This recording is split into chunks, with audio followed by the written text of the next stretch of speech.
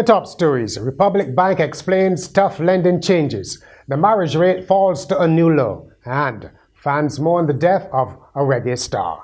We also have tennis and cricket in this edition of Nation News for Monday, February the 3rd, 2014. I'm Bertram Niles. You want your loved ones around to celebrate, especially those living far. And with Digicel Top-Up, Dad can help you bring life to the party and be part of the celebration. Ask him to send you Digicel Minutes. Receive free instant additional credit. Stay connected here and there. Ask your family abroad to send Digicel Minutes today. The head of Republic Bank, the former BNB, has been explaining why the bank has tightened its lending rules. Among the changes, the bank has suspended new credit to temporary government workers who are bearing the brunt of public sector layoffs. Republic Bank has also announced the introduction of a financial care unit to provide advice to Barbadians during these tough economic times, whether or not they are customers of the bank. Senior manager Carlos Brathwaite said the bank had also changed its approach to recovering debt. Now, what should Barbados do with all those wide open acres of land, mostly agricultural, at what's called the Southeastern Corridor that stretches from St. David's Christchurch to 6 Roads in St. Philip? The government has received applications for multi-million-dollar developments in the area and has therefore commissioned a 10-month study that will help to determine how it responds. Chief Town Planner Mark Cummins said a school was also earmarked for the area and had already received planning approval. There is one project in there which is very critical that we are currently assessing right now, and that project is an application for change of use of land for a secondary school at Searles. And this secondary school is critical not only to fill the void that was created when the Louis Litt Secondary School was closed, but importantly, this section of Barbados, which is we refer to as Eastern Christchurch going into St. Philip, this is one of the most rapidly growing areas in Barbados population-wise, and there is definitely a need for a new secondary school. The rate of marriage in Barbados continues to tumble. In fact, one church minister said his research revealed that the rate was now at its lowest in 2 decades, having dropped to just under 8%. The Reverend Clayton Springer provided the figures at a pro-marriage religious event on Sunday. He said also that the rate of divorce was rising and was at its highest among couples married between 10 and 14 years. Barbados and the United States will begin negotiations soon on a contentious American law known as FATCA, that will require disclosure of the local bank accounts of Americans. This was announced by International Business Minister Donville Innes.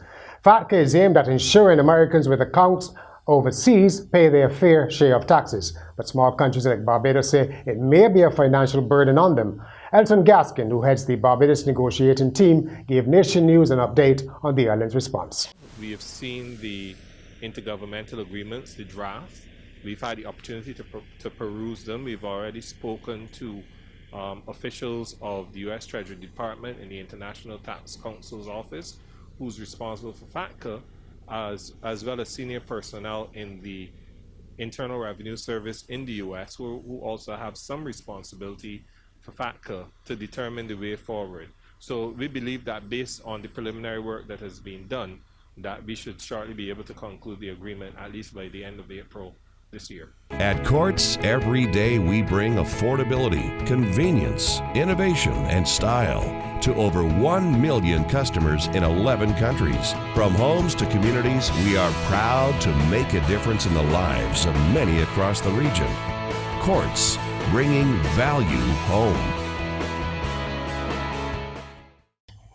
Across the Caribbean now, the Jamaican Prime Minister Portia Simpson-Miller has no immediate plans for a cabinet reshuffle despite her government being beset by stubbornly high crime and a struggling economy. She told the Jamaica Observer that as ministers of government are performing well, she saw no need for changes.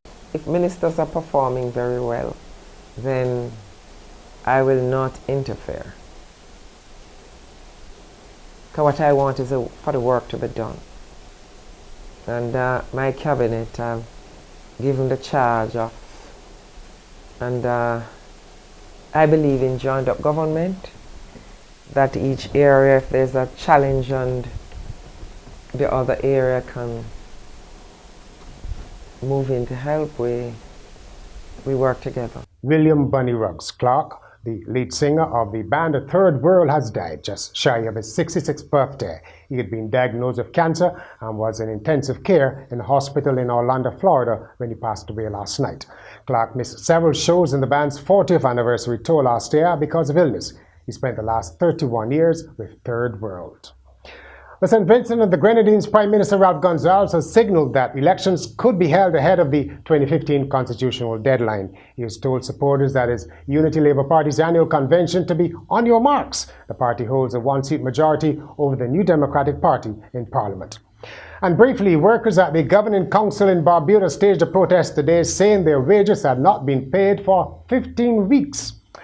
Sports. It was a winning weekend for Barbados. First, it was in tennis in the Davis Cup, with the Barbados team already looking ahead to the America's Zone 2 semi-final against El Salvador after beating the higher-ranked Chile 3-1 at the National Tennis Center in Wilde.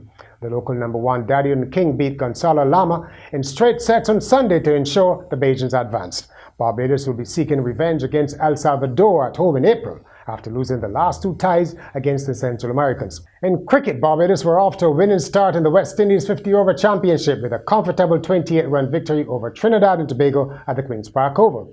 They were indebted to Jonathan Carter, who was named man in the match for his 109, and Dwayne Smith, who scored the fastest half-century of this year's tournament in 39 balls on the way to 83 of 72 deliveries. Barbados made 269 for 8 and Trinidad and Tobago made 241, with Solomon Ben taking 4 wickets and Jason Holder 3.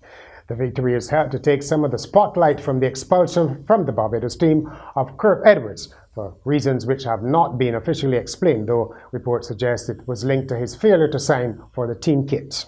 And finally, a Barbados dollar note dated December the 1st, 1939 is being offered on eBay for $80. The currency, carrying a portrait of King George VI, was issued by the Commissioners of Currency in the Caribbean in keeping with the arrangements for British colonial territories in the region. The advertiser appears to be a currency collector. $80. Well, that's Nation News. I'm Bertrand Lyles.